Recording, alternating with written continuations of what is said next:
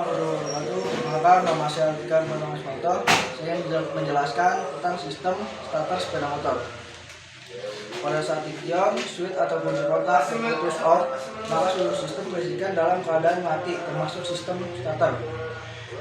Aliran listrik positif warna merah, baterai plus push ignition switch X, baterai plus kontak besar starter relay.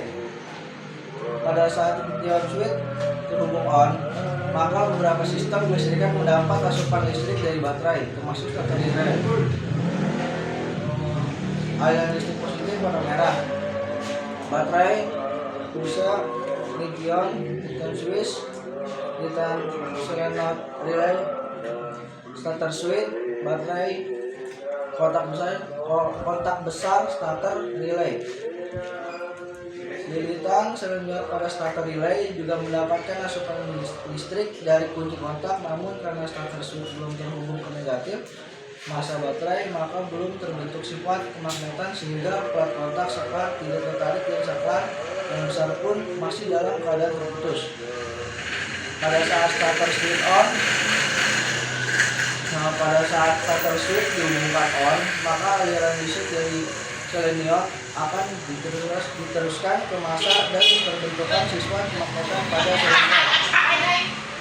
Aliran listrik positif warna merah, baterai pulsa ignition switch Return relay starter switch massa, baterai, kontak besar starter relay, motor massa.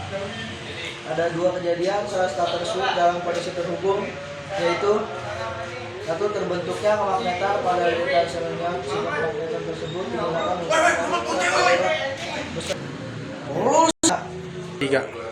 Sifat kemagnetan tersebut digunakan untuk menarik plat kontak besar di atasnya yang berfungsi untuk menghubungkan aliran tegangan dari baterai menuju starter motor.